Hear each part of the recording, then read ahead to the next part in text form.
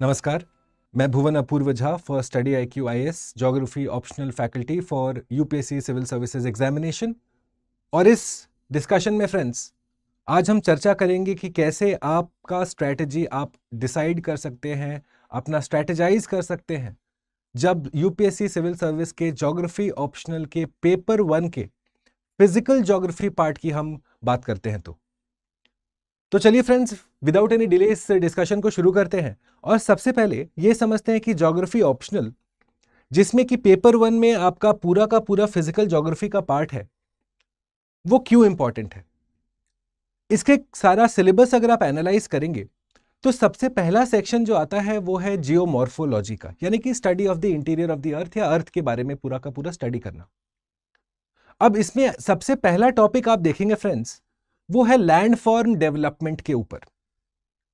अब इसको पढ़ने से शुरू करने से पहले हमारा क्या अप्रोच रहना चाहिए, कौन कौन से सोर्सेज हमें पढ़ने हैं, कैसे पढ़ना है। तो एक तरीके से ऐसा समझिए कि जब तक आपने अपना एनसीईआरटीज कवर नहीं किया है, जब तक आपको यह नहीं पता है कि लैंडफॉर्म्स क्या होते हैं, इरोजनल लैंडफॉर्म और डेपोजिशनल लैंडफॉर्म में क्या फर्क है, कैसे हमारे लैंडफॉर्म्स क्रिएट होते हैं, चाहे ड्यू टू वोल्केनो, चाहे ड्यू टू डेपोजिशन, चाहे ड्यू टू इरोजन, ग्लेशियर्स में, कोस्ट के पास में, डेजर्ट में, डिफरेंट डिफरेंट एरियाज में हमारे लैंडफॉर्म्स क्रिएट हो रहे हैं। तो अगर आपको उनका मैकेनिज्म नहीं पता है तो शायद आपको फिर इस पहले टॉपिक में डिफिकल्टी होगी। सिमिलरली जब आप बाकी के टॉपिक्स भी देखेंगे फ्रेंड्स, एक्सोजेनेटिक एंडोजेनेटिक हो या origin and evolution of the earth's crust हो, सोचिए इतना सिंपल सा टॉपिक है, origin and evolution of the earth's crust, हमारा क्रस्ट कैसे डेवलप हुआ।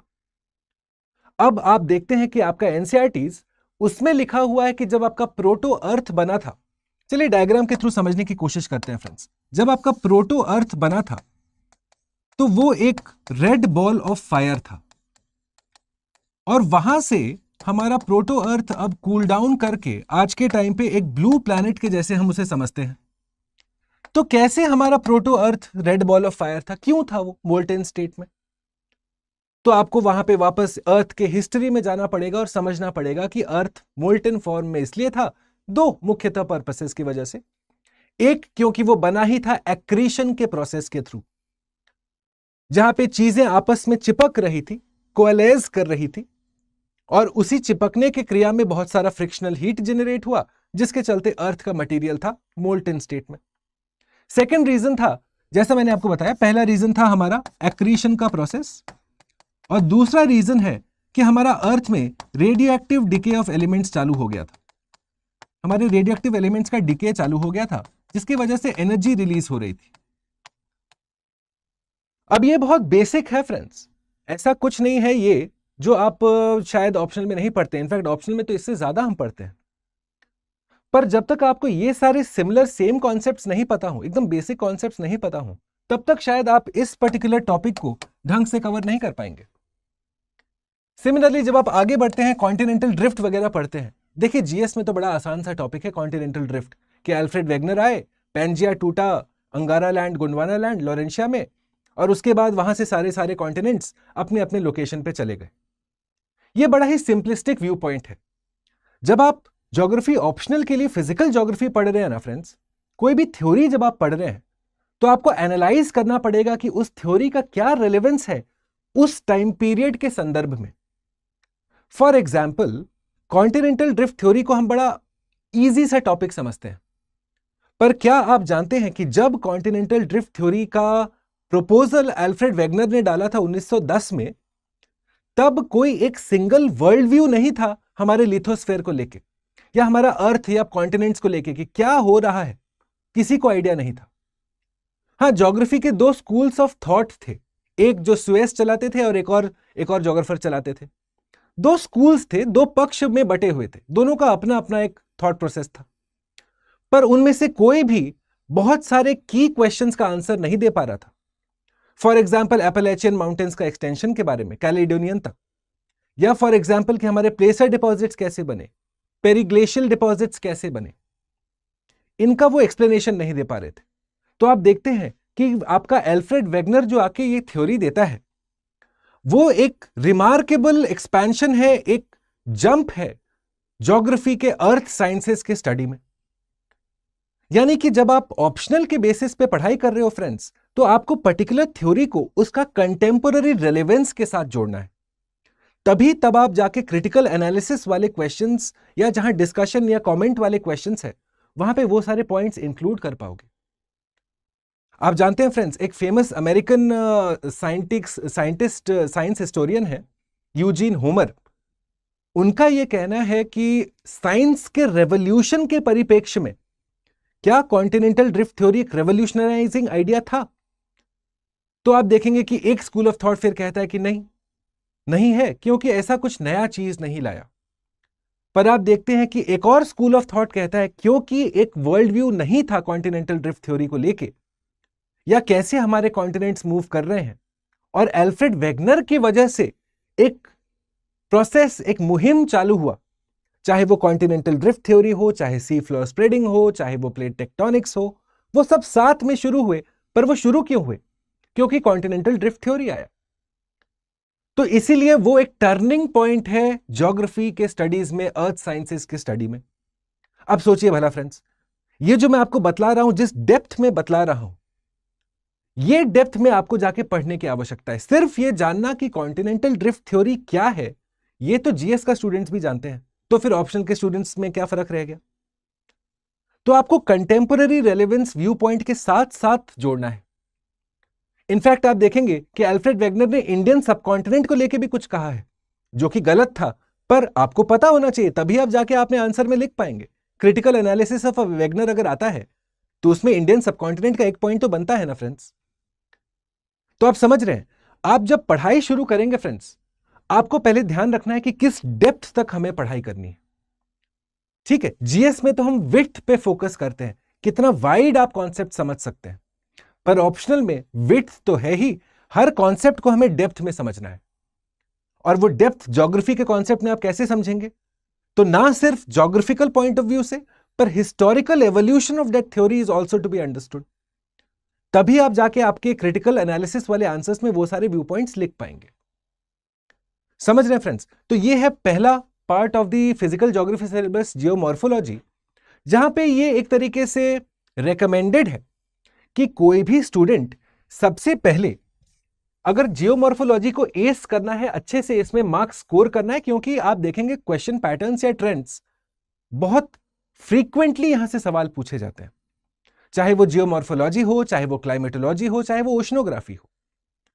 ओके, उसके बाद ऑब्वियसली हमारे और दो सेक्शंस आते हैं, उन दोनों पे भी आज हम चर्चा करेंगे।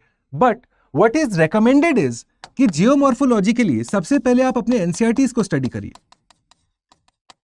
उसके बाद आपको एक कुछ रेकमेंडेड बुक्स हैं। अगर आप सेल्फ स्टडी कर रहे हैं तो आप देखेंगे कुछ रेकमेंडेड बुक्स होते हैं। फॉर एग्जाम्पल सविंद्र सिंह का नाम हम हमेशा सुनते हैं फ्रेंड्स, उनके द्वारा लिखे गए किताब बहुत ही रेलेवेंट है, बहुत ही इंपॉर्टेंट है। पर क्या हमको उन किताबों को कवर टू कवर पढ़ना है? नहीं, हमें उन किताबों का कुछ ऑपरेटिव पेजेस पढ़ना है, जिसको हमें अपने नोट्स में लिखना पड़ेगा फ्रेंड्स। और वहीं से आता हूं मैं अपना दूसरा पॉइंट पे, कि सिर्फ किताबों तक अपने आप को सीमित रखना शायद वो बेस्ट स्ट्रैटेजी ना हो, which is why you should absolutely be focused on creating good notes for yourself.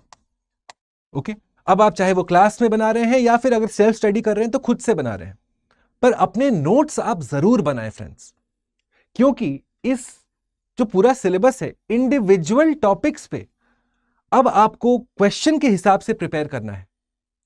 तो सिमिलरली चलिए आगे बढ़ते हैं और मैं आपको बताता हूं, ये हमारे बाकी सेक्शंस हैं, क्लाइमेटोलॉजी, ओशनोग्राफी, बायोज्योग्राफी और एनवायरमेंटल ज्योग्राफी। इनमें से अगर मैं इंपॉर्टेंस की बात करूं फ्रेंड्स, तो जियोमॉर्फोलॉजी जो पहला वाला था वो तो इंपॉर्टेंट है ही। सेकेंडली क्लाइमेटोलॉजी और ओशनोग्राफी बने रहते हैं बड़े ही क्रूशियल क्रिटिकल आपके फिजिकल ज्योग्राफी कवरेज के हिसाब से। क्यों?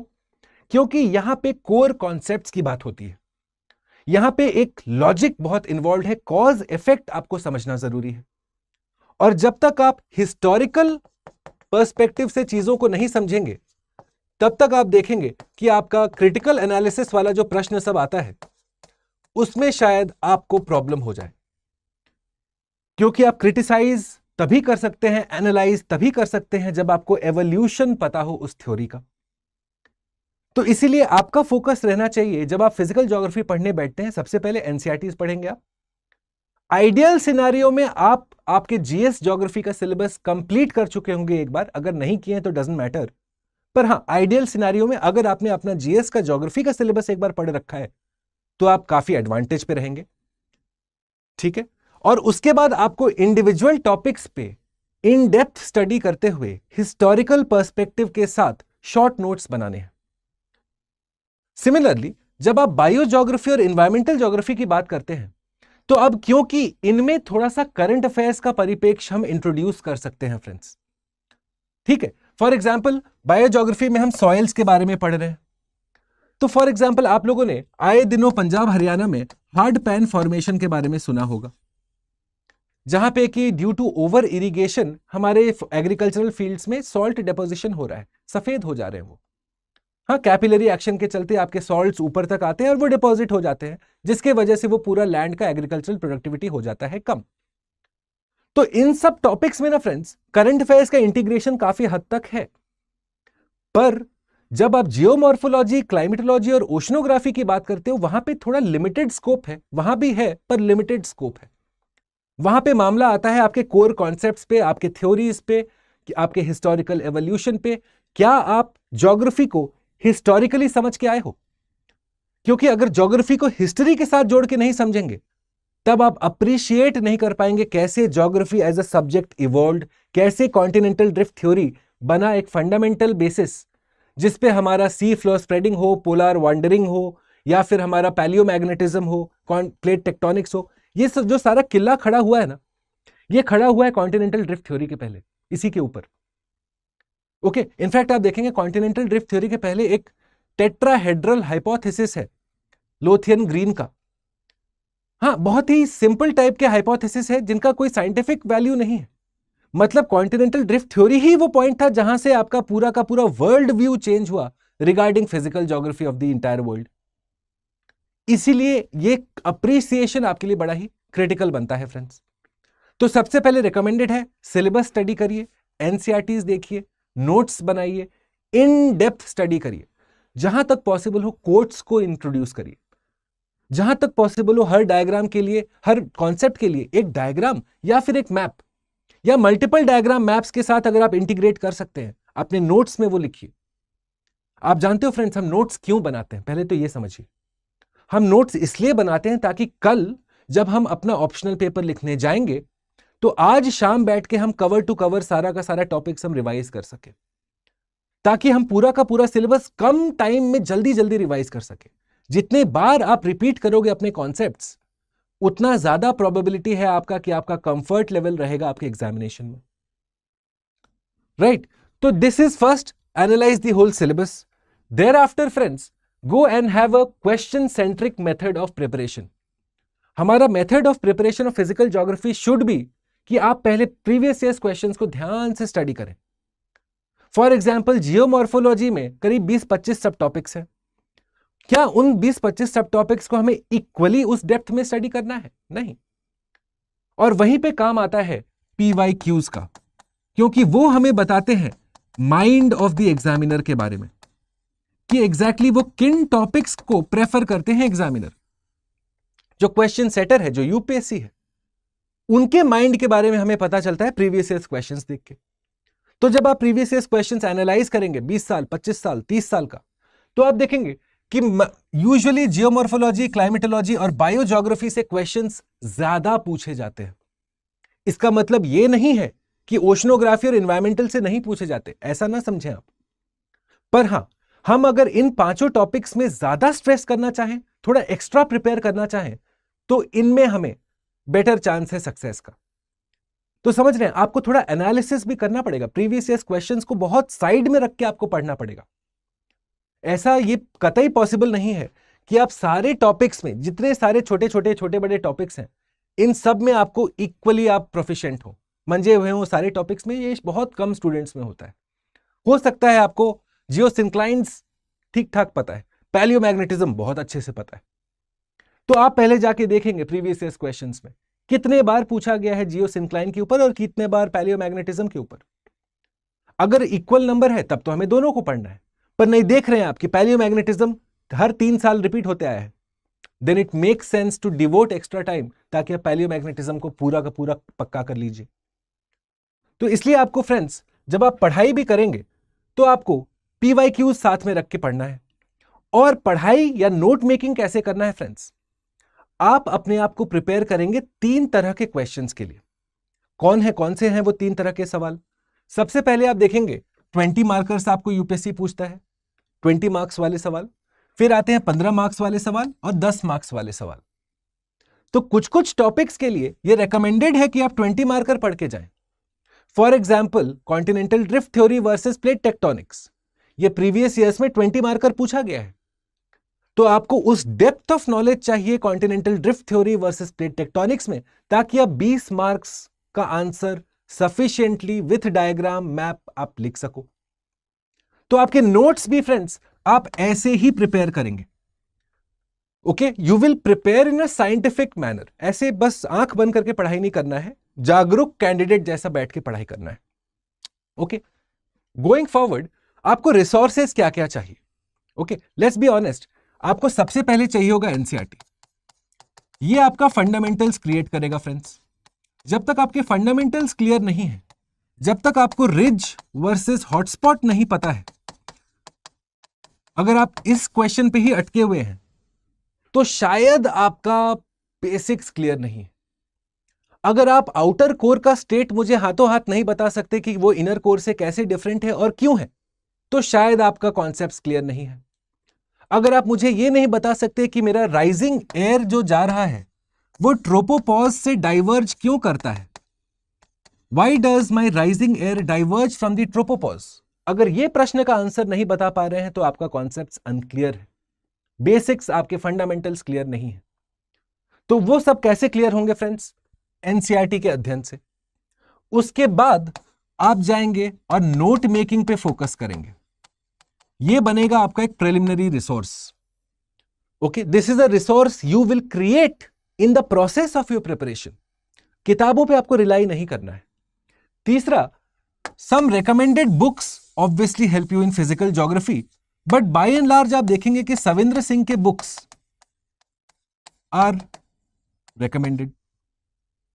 ओके, ऑब्वियसली आप क्लास नोट्स भी रेफर कर सकते हैं, does not matter, but the end of the days आपको इन तीनों को अपना फंडामेंटल बना के बढ़ना पड़ेगा। ये एक भ्रांति है स्टूडेंट्स के बीच कि हमें एक डिफरेंट बुक्स चाहिए होता है और डिफरेंट बुक्स को बहुत बार पढ़ना है। नहीं, आपको कुछ ही बुक्स के कुछ ही चैप्टर्स को बहुत बार पढ़ना है। एंड ऑफ द डे अपने नोट्स जो आप बना रहे हैं उसको तो बार बार रिवाइज करना है। तो फिजिकल ज्योग्राफी के हिसाब से अगर आपके पास सविंद्र सिंह का फिजिकल ज्योग्राफी का किताब है, साथ में अगर जियोमॉर्फोलॉजी, ओशनोग्राफी और क्लाइमेटोलॉजी का कुछ सिलेक्टेड रीडिंग का चैप्टर्स का आपके पास पीडीएफ या जेरॉक्स पड़ा हुआ है, that is more than enough friends. इससे ज्यादा का जरूरत नहीं पड़ेगा आपको फिजिकल ज्योग्राफी के लिए। अगर आपके पास सिर्फ ये किताब है तब भी मामला चल जाएगा, पर ध्यान रखिएगा कि आपको कुछ सिलेक्टिव रीडिंग तो अदर्स किताब से चाहिए होगा। You will require some additional reading material. So this is the method in which you start preparing for your geography optional, अगर आप खुद से पढ़ाई कर रहे हो। और भूलिएगा मत फ्रेंड्स, सारा का सारा प्रिपरेशन आप कोरिलेट करेंगे प्रीवियस ईयर्स के साथ। ओके, ये आपका एक माइंड ऑफ द एग्जामिनर के अंदर एक झलक है।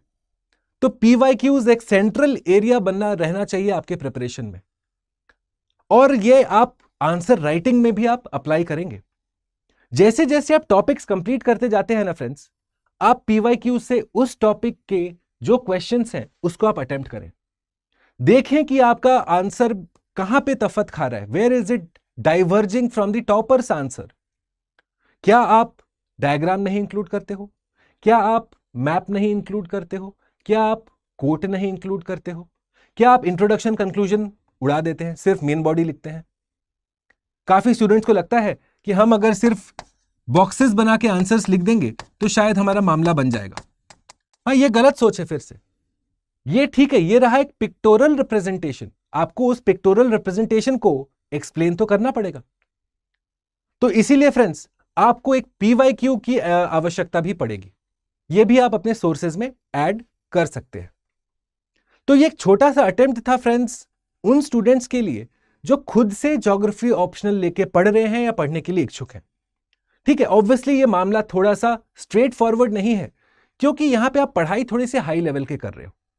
जीएस में चलिए बहुत सिंपल रहता है ज्योग्राफी, ऑप्शनल में वही जीएस के टॉपिक्स को बड़े डेप्थ में हमें हिस्ट्री के साथ कोरिलेट करते हुए, थॉट के साथ कोरिलेट करते हुए पढ़ने की आवश्यकता होती है। तब तक के लिए नमस्कार।